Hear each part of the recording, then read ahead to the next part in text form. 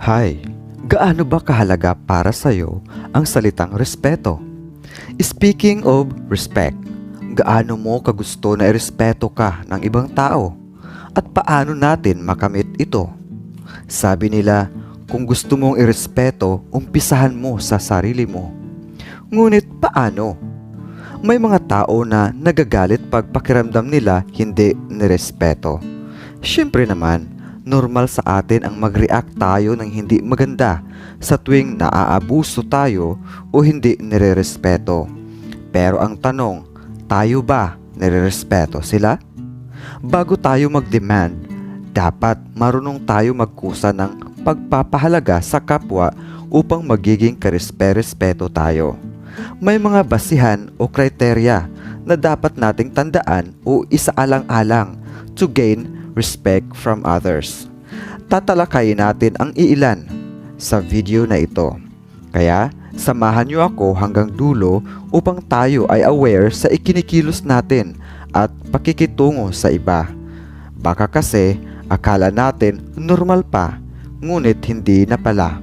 Pero bago tayo magpatuloy, kung ikaw ay hindi pa nakapag-subscribe sa channel na ito, pakisuyong pindutin ang subscribe button kasama ang bell sa tabi nito upang alam mo every time na may bagong video. Paki-like na rin, mag-comment sa baba about your thoughts and ideas, and share upang may matutunan ang iba.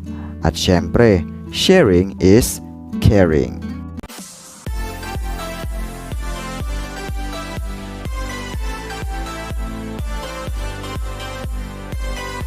Welcome back to Nudshan TV 1. This is CJ, a content maker. At narito ang mga iilang paraan upang makuha ang respeto ng ibang tao para sa atin. Una, iwasan ang pagiging reklamador. May mga tao na puro reklamo na walang katuturan. Yung tipong kunting kembot ay reklamo agad. Maliit na bagay pinapalaki. Pwede naman magreklamo, ngunit huwag mo itong gawing habit. Gawin mo ang mga bagay or obligasyon or trabaho na may ngiti sa mga labi. Ipakita or iparamdam mo sa kanila that you are working with a heart, na hindi labag sa kalooban mo. Kung meron kang hindi nagustuhan, kausapin mo sila ng maayos at mahinahon at ipaliwanag mo ang nararamdaman mo. Huwag idaan sa simangot o pagdadabog. Having respect with the others is the best way to be respected. Number 2, kumilos ng maayos at magtiwala sa sarili. Hayaan mong husgahan kanila. Kung iniisip ng iba na hindi mo kaya, take it as a challenge at patunayan mo na kaya mo. Pag-aralan mo ang gagawin mo at isa puso. Dahil once na nagawa mo ito ng maayos, isang malaking sampal ito sa ego or pride nila. Hanggang sa makuha mo ang tiwala nila kasama ang respeto. Huwag mong patulan ang panghuhusga upang mamaliit nila sa'yo. Besides, wala namang maitulong na maganda kung makipag-argue ka sa mga taong mapanghusga. Just ignore them and do everything that you can. At isa pa, wala naman silang ambag sa buhay mo para dibdibin mo. Number 3, matutong tumanggap ng pagkakamali. Tandaan, walang perfect na tao sa mundo.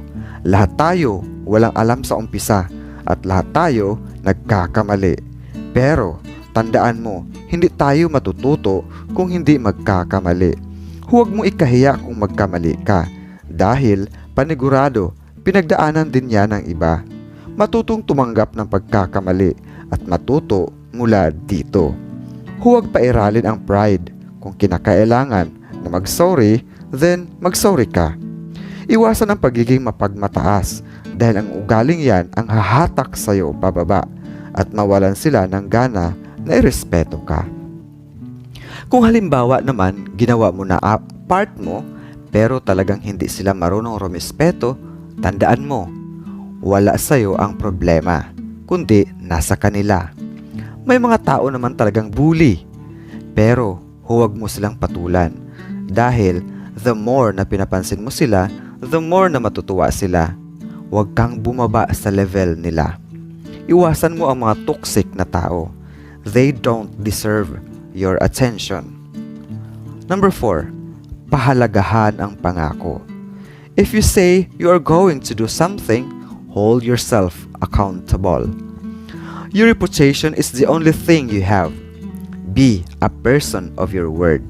Ipakita mo na marunong kang manindigan, na mapagkatiwalaan kang tao. Sabi nga sa kasabihan, kung hindi ka mapagkatiwalaan sa maliit na bagay, paano pa sa malaki? Kaya dapat seryosohin ang mga binibitiwang pangako, maliit man yan o malaki, simple man yan o seryoso. Pahalagahan mo ito dahil may mga tao na umaasa sa pangako mo. At once na binigo mo sila, sira ang tiwala kasama ang respeto nila sa iyo. Tandaan, ang tiwala ay kusang ipinagkakaloob, hindi ito hinihingi. Pag nasira o nawala ang tiwala, hindi mo na ito maibabalik pa sa dati. Alagaan ang reputasyon, matutong tumupad sa pangako. Huwag kang mangako kung hindi mo kayang panindigan. Number 5, magseryoso kung kinakailangan. May mga tao kasi na pag hindi nila kayang panindigan, sasabihin agad, "Naniwala ka naman, nagbibiro lang ako." Dapat ilagay sa tamang lugar ang pagbibiro dahil hindi nakakatuwa kung seryoso ang usapan tapos ginagawa mo itong kalukuhan. Nakakababa ng tingin or nakakawalang ganang irespeto ang isang tao. Yes, a person with a sense of humor is good and nice to be with. Pero, lagi mong tandaan na may tamang panahon at lugar sa pagbibiro. Huwag mong gawing biro ang mga bagay na dapat siniseryoso upang hindi ka makasakit ng damdamin. Sabihin naman ng iba, ganito talaga ako at nagpakatotoo lang ako sa sarili. Tandaan, baka sa sobrang pagpapakatotoo mo sa sarili ay nakalimutan mo nang magpakatao. Baka umabot na sa punto na nakakasakit ka na. Pag ganon, malabong irespeto ka nila dahil nasaktan mo sila. Number 6, huwag padalos-dalos. Control your emotion. Tandaan, weigh the situation based on reason and not on emotion. Timbanging mabuti, based sa rason at hindi sa emosyon. Iwasan ang pagiging mapanghusga. Instead, i-guide mo sila. Huwag basta-basta mag-react. Isiping mabuti ang mga bibitiwang salita. Mahalaga ang choice of words upang hindi makasakit ng damdamin. Number 7, kung paano ka mang-impluwensya ng tao. May mga tao na sumasabay lang sa agos ng buhay. Walang purpose sa buhay, walang direksyon ng buhay nila, walang goal, or kahit nga pangarap sa buhay. Paano ka ba mang-impluwensya ng tao? Mahalaga dito ang usaping heart to heart. Alamin mo ang kanilang pangarap.